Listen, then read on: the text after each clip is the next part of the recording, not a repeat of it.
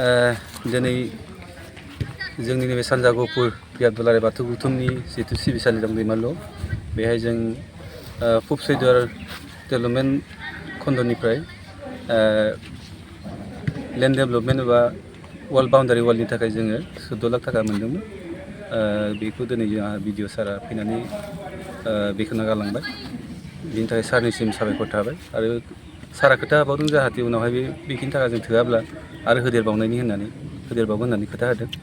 बिनि थाखाय जों सारनिसिम माने साबायखर थाबाय। लोगोसे आसा फारियो जाहाथे उनावहाय जा एसे एमाउन्टजों जोङो जेसेबां हायो जों वालखौ माने फिनिशिं खालामनो नाजागोन आरो हायाबा सारा जोङो खोथा होबावखादों।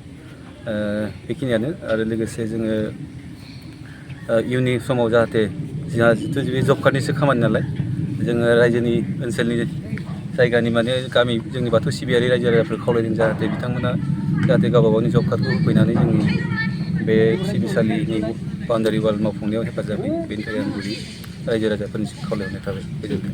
जिहेतु बेयाव बाथौ मन्दिर मोनसे लुगासिनो दा बेखौ बेसेबांसोनि बाजेटाव लुनाय जादों आरो माबायदि लुगोन?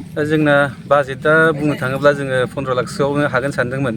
जों इतिमध्ये अलरेडि जोङो बिटिआर फान्डनिफ्राय जोंहा गिबियावनो प्रमद बर' साराबो फैनानै माने बेखेवना गालांखाबाय। जों 15 लाखनि जितु स्किम मोन्दोंमोन बेनि सिगाङावनो जोङो जोंनि रायजोनिफ्राय जितु अनसुंथाइ मोननाय आरो टारगेट मानि जों लादोंमोन। न'खरसेयाव 600 खरि जों बोसोरसेयाव खांदोंमोन। दिनै 3 बोसोर जाबाय आरो लोगोसे गोबां मानसिफ्रानो जोंनो डनेट होदोंमोन। बेफोर रांजोंबो जों लुदोंमोन नाथाय लुसेयावबो जों दिनैसिम फुरा खालामनो हाजोबदिया आरो गोजोनथाव बाथ्राया बेनो जोङो दा आरोबाव जोङो इन्डिजिनास फान्डनिफ्राय जोङो पेडनिफ्राय जोङो 5 लाख थाखा जों मोनबावनो हादों अनसुंथाइ हिसाबै। दा बेखौबो साननैसो उनावनो जोङो अपेनिं खालामगोन।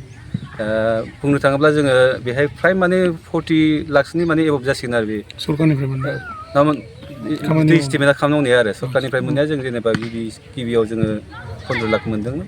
बेनिफ्राय आरो दा 5 लाखखौ जों मोनथ'वाखै। दा अलरेडि माने फैखाबाय स्किमा जों बे साननैसो उनावनो बेबो ब्लकनि थ्रुयैनो जागोन आरो बेखिनियानो आरो উন্নয়ন খণ্ডৰ অন্তৰ্গত আলুপুৰা গাঁও পঞ্চায়তত বাথৌ মন্দিৰৰ সন্মুখৰ যি ফিল্ড আছে এই ফিল্ডত আমি লেণ্ড ডেভেলপমেণ্টৰ 2024-25 বৰ্ষৰ বাবে NREGAৰ আণ্ডাৰত এটি স্কিম ধৰিছোঁ। আশা ৰাখিছোঁ এই অঞ্চলৰ ৰাইজে এই কামটো কৰাত সহায় কৰিব। আমাৰ গাঁও পঞ্চায়তৰ লগতে আমাৰ উন্নয়ন খণ্ডৰ সমূহ বিষয়ববীয়া এই অঞ্চলৰ ৰাইজে সহায়ৰ যোগেদি এই যিটো স্কিম এই স্কিমটো কৃতকাৰ্য কৰিব বুলি আমি আশা ৰাখিছোঁ।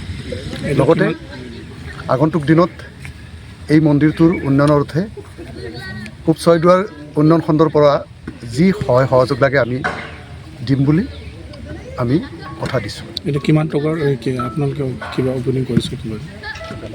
এইটো আমাৰ মুঠ 14 লাখ আছে। ইয়াতে ৱেষ্ট পাৰ্ট এটা আছে আৰু মেটেৰিয়েলছ পাৰ্ট এটা আছে।